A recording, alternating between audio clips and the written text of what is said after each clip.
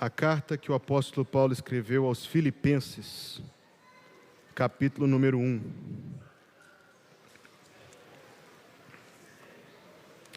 A carta de Paulo aos Filipenses, capítulo número 1.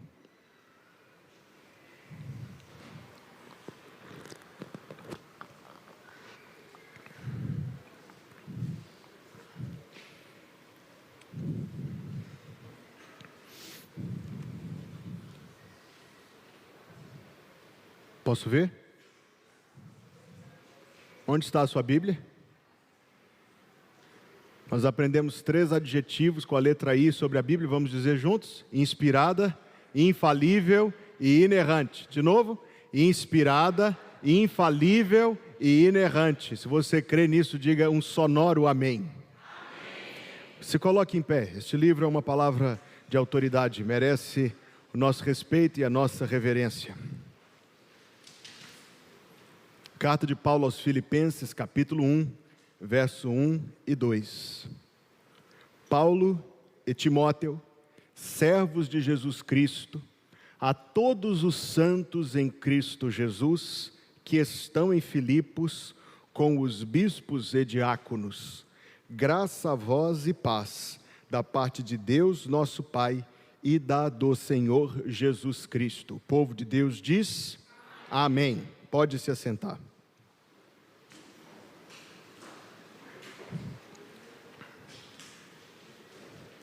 A primeira colocação inicial, você sabe disto, nós temos feito uma caminhada de um número de domingos. Intitulei esta caminhada Redescobrindo a Igreja, e nós já vimos muito sobre o que o Novo Testamento, especificamente dentre toda a Bíblia, categoriza, qualifica e descreve sobre como uma igreja deve ser. Nós estamos nos aproximando do final destas conversas. Estas mensagens, como eu disse no domingo passado, foram inspiradas a partir de uma bênção que Deus nos tem concedido, que é o acréscimo de outras pessoas a esta igreja, quer aqueles que têm conhecido o Senhor Jesus como seu Salvador, que são convertidos ao chamado do Evangelho, quer aqueles de outras igrejas que têm se unido a nós também, tendo entendido que Deus assim os orienta a tomar parte na vida desta igreja. Hoje na Assembleia pela manhã, nós tivemos a grata satisfação de dar as boas-vindas a 15 novos membros desta igreja. E permita-me falar assim, em termos muito francos com os irmãos, quão emocionante foi para mim a hora que eu convidei os membros da igreja a virem aqui, dar um abraço nos novos membros da igreja, e eu vi a resposta da congregação tão efusiva, muitos irmãos vindo e se abraçando, e foi um momento emocionante, gratificante.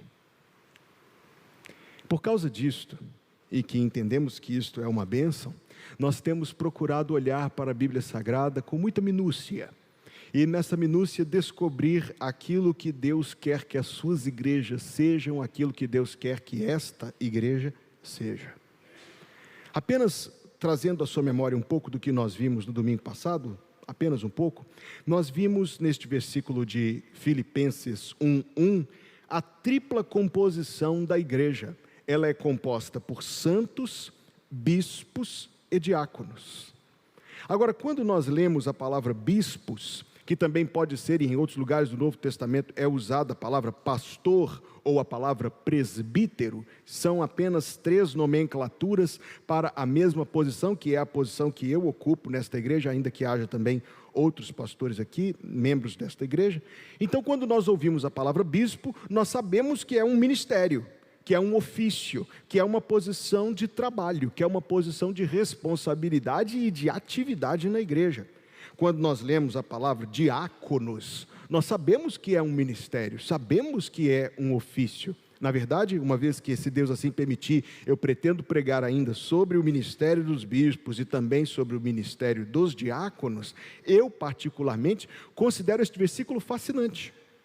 Por razões que eu poderei detalhar com você em alguns domingos, o fato de que nesta igreja, na distante cidade de Filipos, distante em relação a Jerusalém, anos depois, 20 anos depois do surgimento do cristianismo, ou mais de 20 anos, 20, 30 anos depois, você encontra lá os mesmos oficiais, os mesmos responsáveis, o mesmo ministério que você tinha lá na igreja de Jerusalém, o ministério dos diáconos. Mas esse ainda não é o meu assunto esta noite. Então nós temos o ministério dos bispos, nós temos o ministério dos diáconos, e a reflexão nisso me fez encontrar que os santos também têm um ministério. Por isso o título da mensagem desta noite, que é bem um estudo bíblico, o ministério dos santos.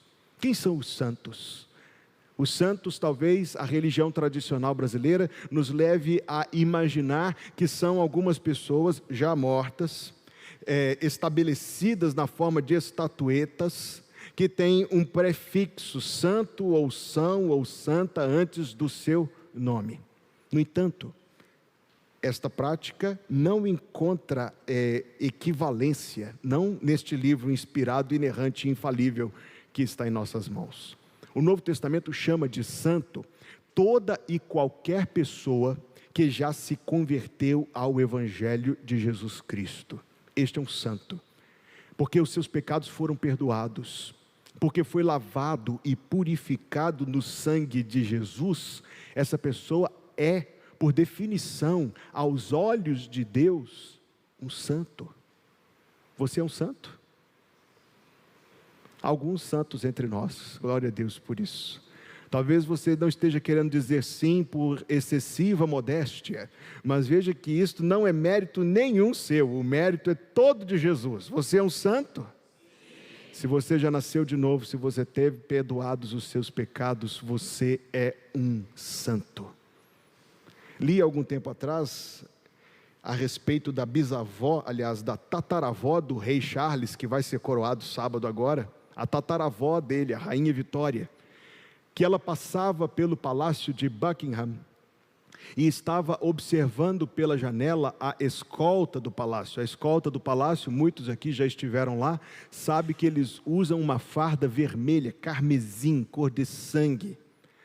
Quando a rainha da Inglaterra olhou pela janela e ela viu essa escolta usando uma farda branca, e ela perguntou: quem deu a ordem de troca da farda? Ao que um auxiliar ali próximo lhe disse: majestade, olhe bem como vossa majestade está olhando. E então ela percebeu que ela estava olhando por uma daquelas magníficas janelas feitas com vidro colorido. Ela estava olhando por um pedaço de vidro vermelho, e ao ver a roupa vermelha pelo vermelho do vidro, um fenômeno óptico, ela se tornou branca. Quando Deus vê nossas almas manchadas pelo sangue de Jesus, Deus nos vê limpos. Ainda que os vossos pecados sejam vermelhos como a escarlata, tornar-se-ão alvos mais do que a neve. Deus falou por meio do seu profeta Isaías. Ser santo não é mérito seu, é mérito de Jesus. Se Jesus Cristo lavou a sua alma no sangue do Calvário, você é, para a glória de Deus, um santo. É isto que cada pessoa que nasceu de novo é. De onde vem a pergunta: você já nasceu de novo? Você já teve a oportunidade, o encontro pessoal e salvador com Jesus Cristo? Porque, amigo, esta é a única coisa desta vida que realmente importa, é a única coisa que conta. Aliás, pergunto novamente: você já recebeu de Deus essa bênção, a bênção do perdão dos pecados? Talvez em seu coração você não saiba dizer sim, como muitos aqui disseram. Então, mais uma vez eu tiro um minuto da minha mensagem para dizer a você como é fácil, fácil não, mas como é simples ser salvo. Basta que você creia na mensagem do Evangelho e, arrependido de seus pecados, peça a Deus pelo dom da salvação com base naquilo que Jesus fez na cruz. é assegurado, é uma promessa. Ele diz: bata e a porta será aberta, peça e será dado, busque e você achará. Se você buscar o Filho de Deus, todo aquele que invocar o nome do Senhor será salvo. Glória a Deus por isso. Todo aquele que invocar o nome do Senhor será salvo. Mas então, fim da história? Fim da pregação? Orou, encerrou o culto? A verdade é que depois que nós nos tornamos santos em Cristo Jesus, e nós passamos a ter esse estado que a Bíblia chama de uma condição atribuída, isto não é mérito seu, eu repito, é mérito de Jesus Cristo, você se torna um santo de Deus por causa do sangue da cruz. Você tem o privilégio e a responsabilidade, o prazer e o dever de servir a Deus como um santo. Eu disse novamente no versículo de Filipenses 1:1 que nós sabemos que bispo é um ministério, sabemos que diácono é um ministério, e santo. Santo é o sentado, santo é o consumidor, santo é o apreciador, santo é o degustador e o crítico. Santo é quem senta e vê os outros fazerem. Absolutamente não.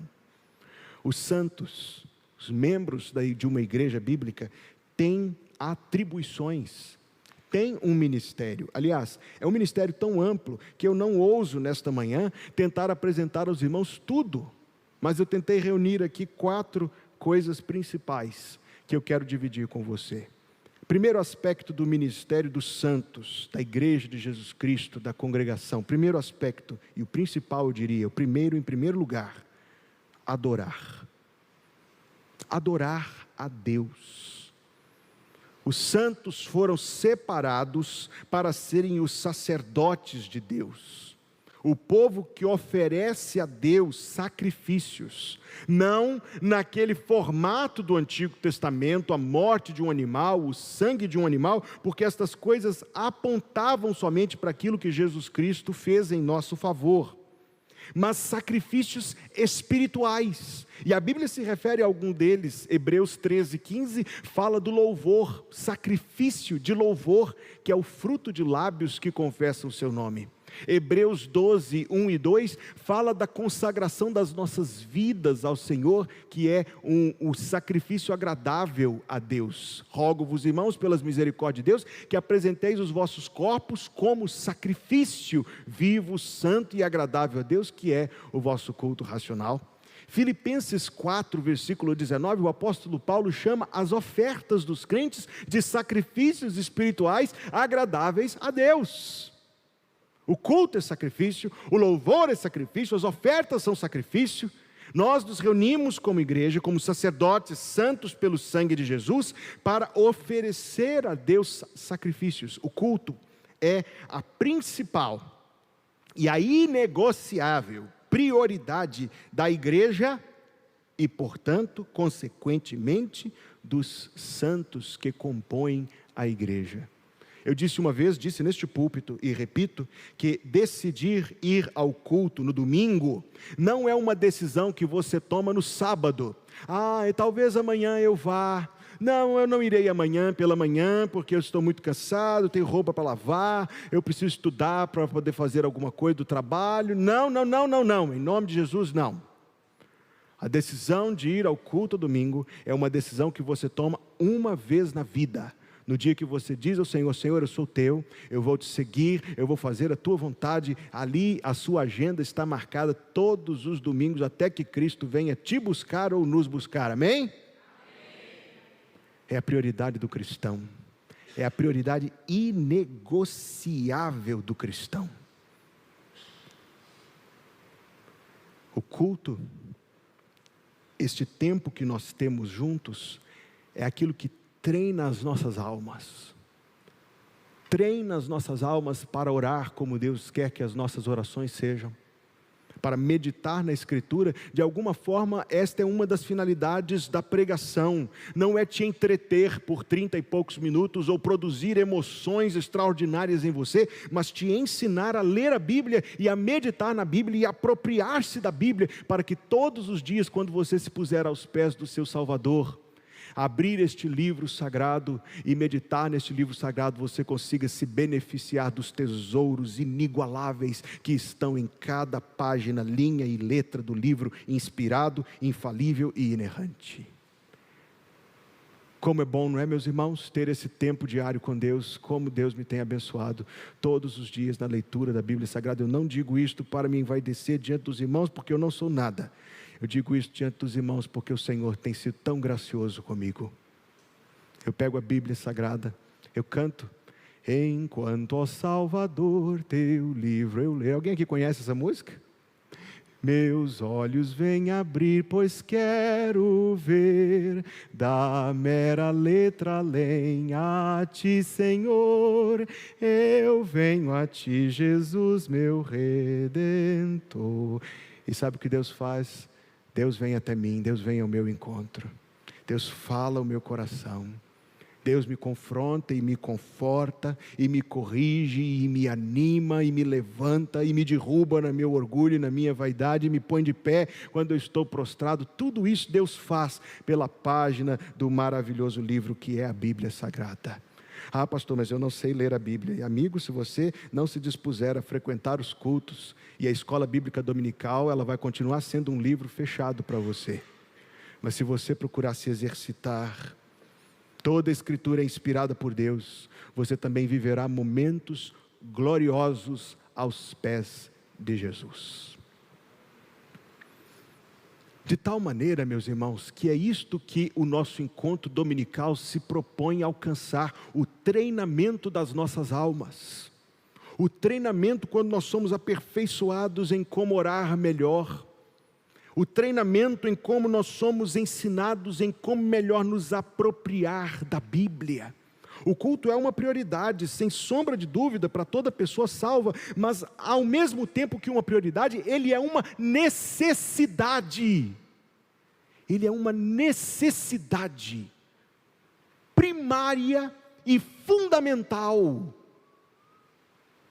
porque senão a sua alma vai minguar, e o pecado vai vencer sobre você, e o seu coração vai esfriar, e você vai se encontrar cada vez mais pobre, e fraco, e vulnerável ao inimigo de sua alma.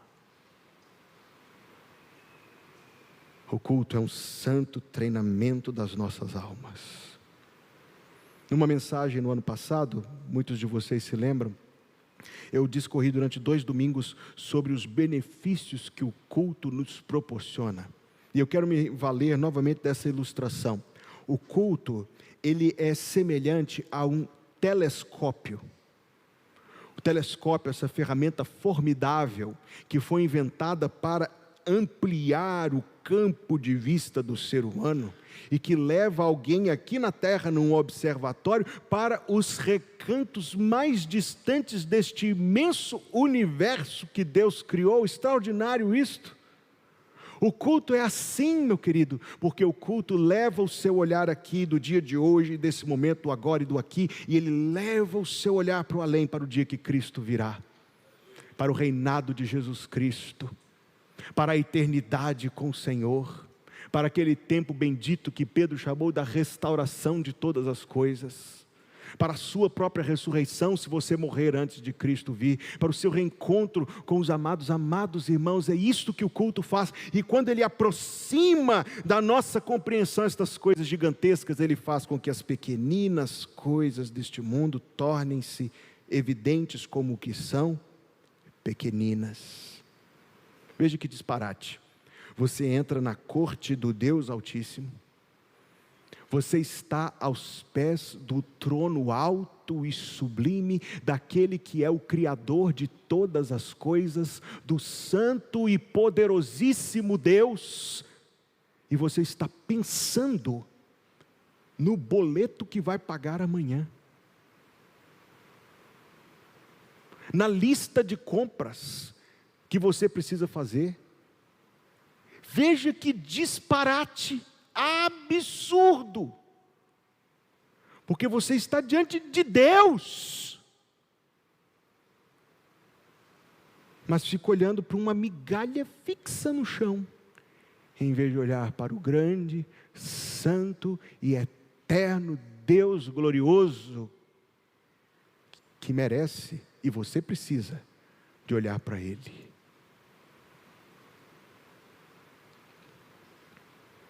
Estou dizendo aos irmãos que os santos, os membros da igreja, têm um ministério coletivo, que é prestar culto a Deus. É a sua prioridade inegociável, é a sua necessidade, para que você possa ser e usufruir os benefícios de ser sustentado por Deus. E aí nós descobrimos, como eu já disse algumas vezes, especialmente ao longo desta série de mensagens, que a adoração não acontece aqui no alto desta plataforma, que eu resisto com todas as fibras do meu corpo chamar de palco. Não acontece aqui. Parte acontece aqui. A maior parte acontece na congregação. Qual o instrumento musical que Deus inventou? Eu já disse isso aqui algumas mensagens um tempo atrás. Qual o instrumento musical que Deus inventou? Isto aqui foi inventado por alguém, isto aqui foi inventado por alguém, isto foi inventado por alguém, isto foi inventado por alguém. Qual é o instrumento que Deus inventou? A voz humana. A voz humana, que Deus criou para ouvi-la. Deus criou para ouvir o seu cântico e a sua adoração. De tal maneira, queridos, que de fato não é aqui que o culto acontece, mas aí, e principalmente no seu coração, nas suas cordas vocais e no seu coração.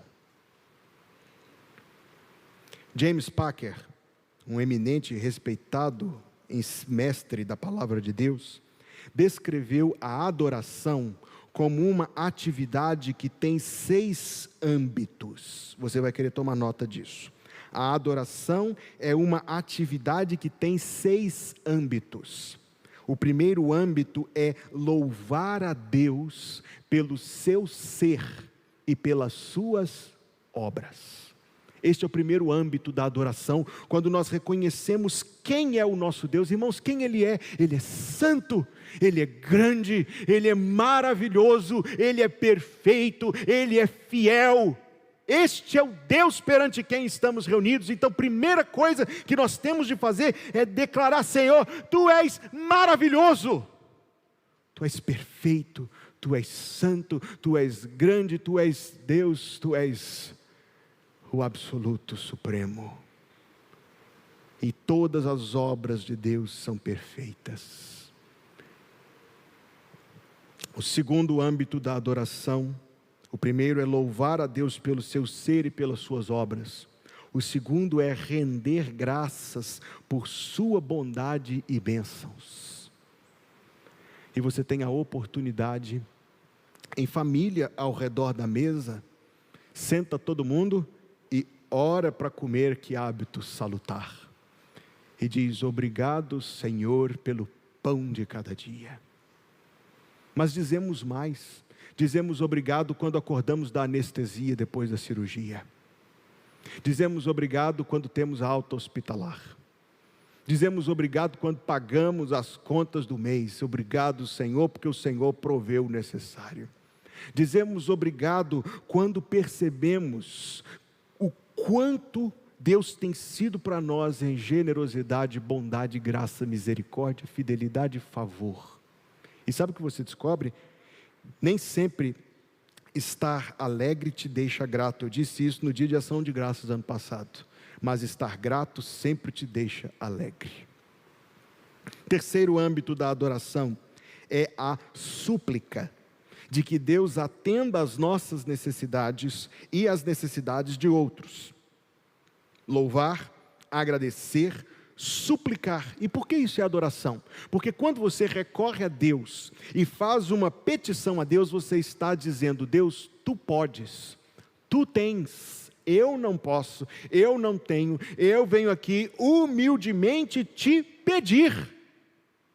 Queira, Senhor, seja bondoso para comigo, a ponto de, Senhor, me abençoar, conforme Tu podes abençoar. E esse é um gesto profundamente honroso a Deus.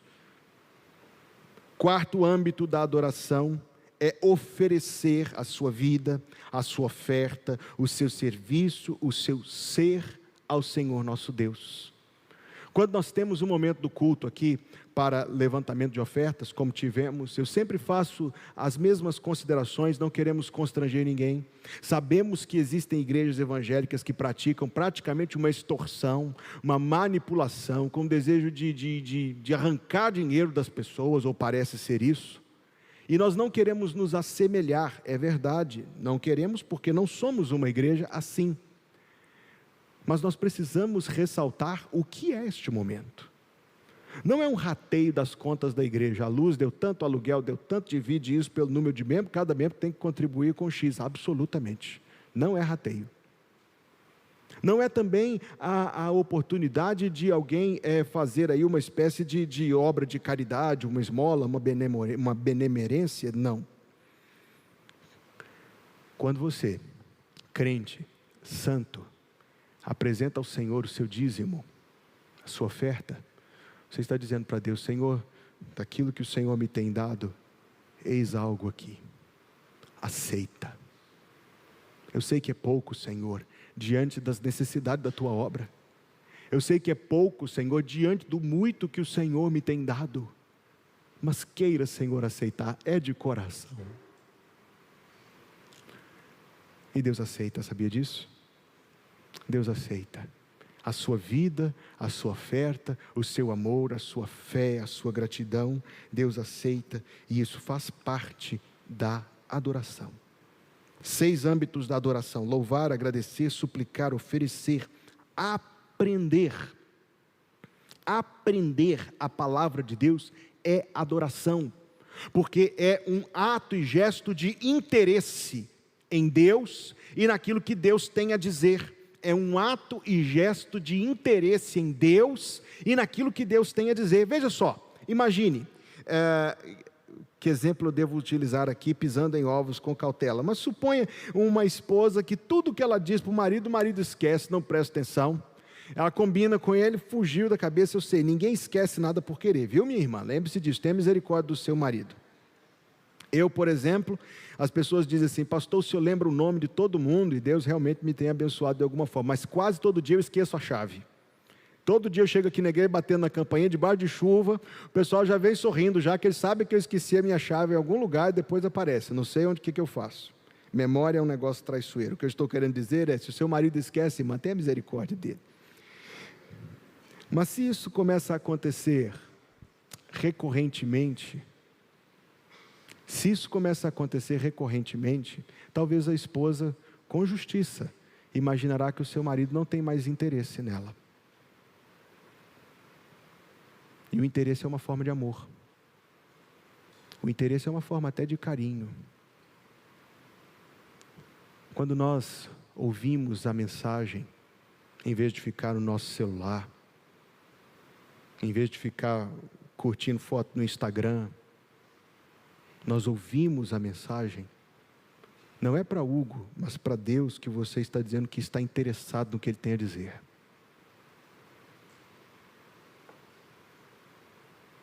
E que se Ele pensa algo, você se importa com o que Ele pensa.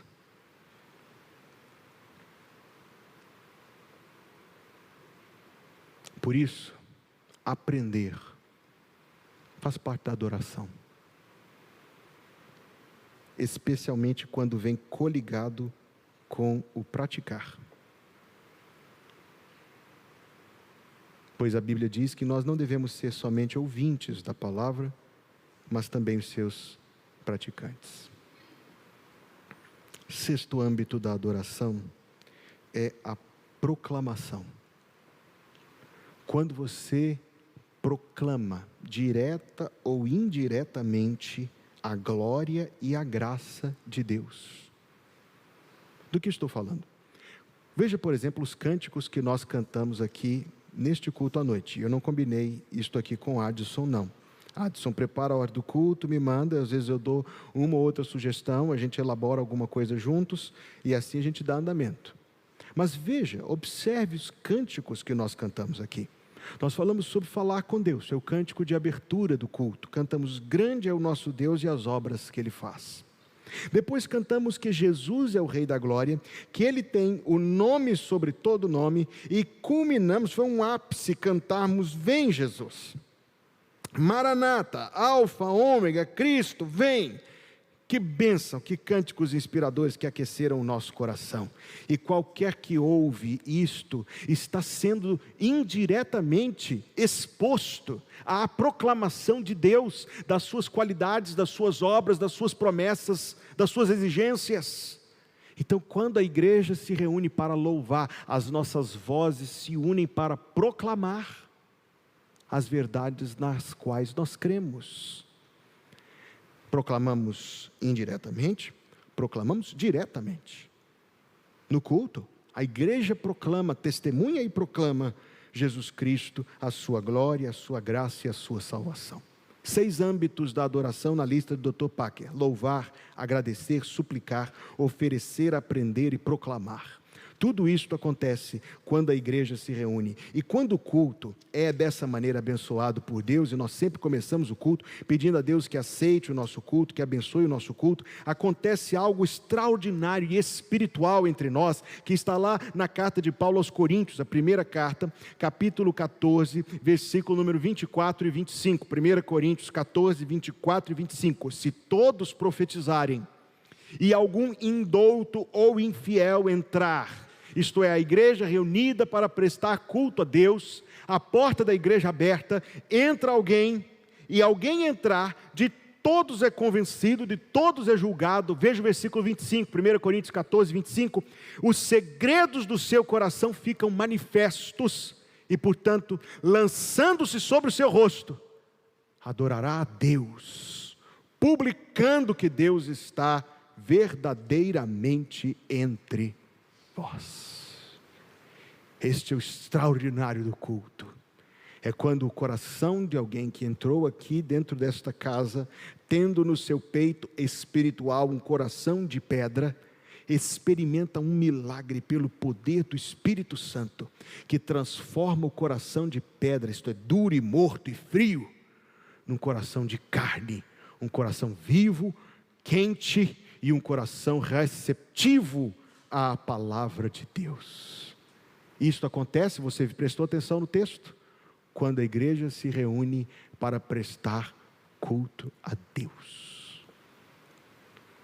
O ministério dos santos, a primeira coisa que os santos devem a Deus é prestar culto, louvor e adoração.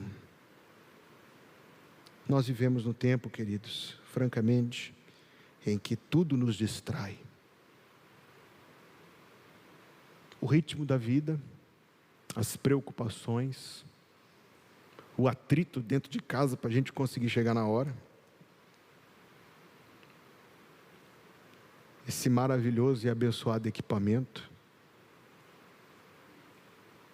Você sabe por que eu estou encorajando os irmãos a trazerem a Bíblia em papel? Eu não sou contra a Bíblia no celular, não. Pelo contrário, eu tenho muitas. Eu estou esse ano fazendo uma coisa que eu nunca fiz antes, que é fazer a leitura da Bíblia só em formato digital. Nunca fiz isso antes, estou fazendo isso. Não sou contra. Mas isso aqui não te manda notificação nenhuma. Não te distrai.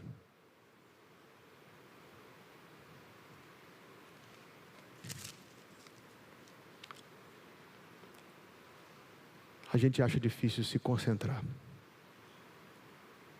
Neste sentido, nós precisamos nos voltar para Deus e para a sua palavra. Deus é digno do nosso culto. Deus é digno da nossa pontualidade. Deus é digno de a gente vestir a melhor roupa do armário para ir à igreja. Foi assim que eu fui ensinado. A gente pega a melhor roupa do armário para poder, ainda chamam, alguns chamam de roupa de ver Deus. Deus é digno disso. Deus é digno da nossa assiduidade. Deus é digno do nosso interesse. Deus é digno da nossa muito sincera, muito ardente adoração. Deus é digno da primícia.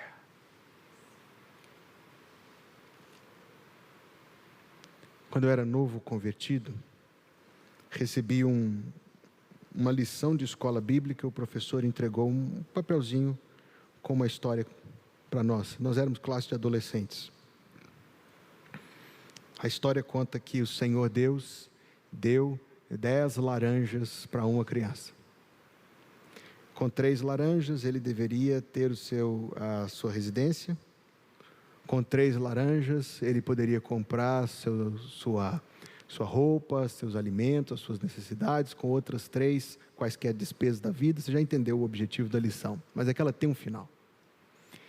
Mas a 10ª laranja era para ser devolvida ao Senhor.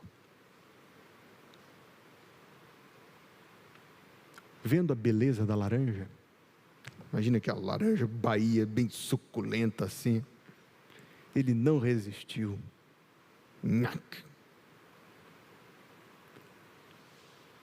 E sabe o que ele deu para Deus? O bagaço. Deus merece mais que bagaço. Deus merece mais que bagaço. Deus merece o melhor. Deus merece a primícia. Deus merece a sua adoração e o seu culto. Esse, meu irmão, é o seu ministério. Esse, meu irmão, essa é a sua responsabilidade. Essa, meu irmão, é a sua necessidade. Queira Deus nos dar graça para entender estas coisas. Estas mensagens hão de continuar, Deus assim permitindo, enquanto nós temos aprendido tanto sobre a igreja nos propósitos de Deus. Curve a cabeça, feche os olhos, vamos orar juntos.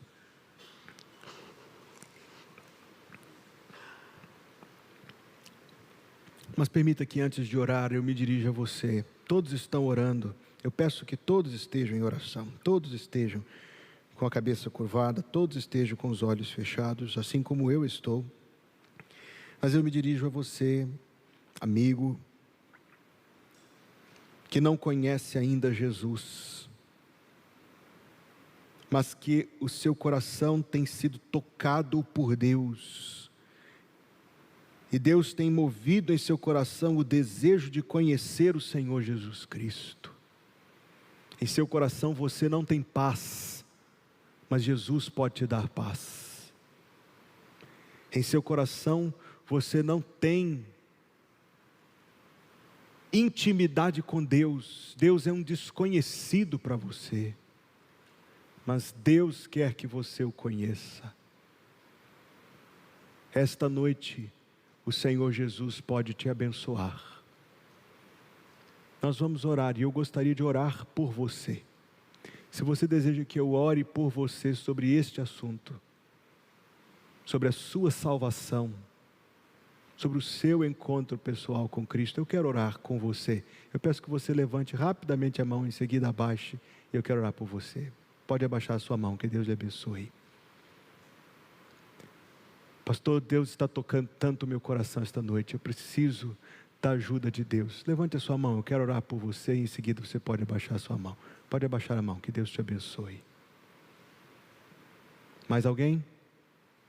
Que Deus te abençoe, pode abaixar a sua mão. Que Deus te abençoe, pode abaixar a sua mão. Oremos. Senhor Deus e Pai, em Tua presença nós estamos. Tu és o grande Deus, o Senhor do céu e da terra. E na Tua palavra infalível, Tu tens prometido salvar todo aquele que Te buscar. Por isso nós oramos em nome de Jesus, por todos estes cujo coração o Senhor tocou esta noite. E pedimos, ó Deus, que Tu abençoes a cada um destes de uma maneira muito especial. Pedimos que o Senhor os leve ao conhecimento abençoado e salvador de Jesus Cristo, Senhor Deus. E que possam, Pai Santo, receber de Ti a bênção do novo nascimento, da vida eterna e do perdão dos pecados. Louvamos a Ti, Senhor Deus, porque o Senhor esta noite está aqui entre nós. E a Tua palavra falou ao nosso coração. Que o Senhor nos dê um coração, Deus, que não se esqueça tão facilmente daquilo que acabamos de ouvir. mas que o Senhor nos dê, Deus, graça para praticar as verdades que encontramos na Tua Palavra. Obrigado pelo culto que está chegando ao seu término, obrigado pela semana que está tendo o seu início. Pai, que a Tua graça continue conosco em todo momento, em nome de Jesus. Que o Senhor te abençoe e te guarde. Que o Senhor faça resplandecer o seu rosto sobre ti e tenha misericórdia de ti. Que o Senhor sobre ti levante o seu rosto e te dê a paz, em nome de Jesus.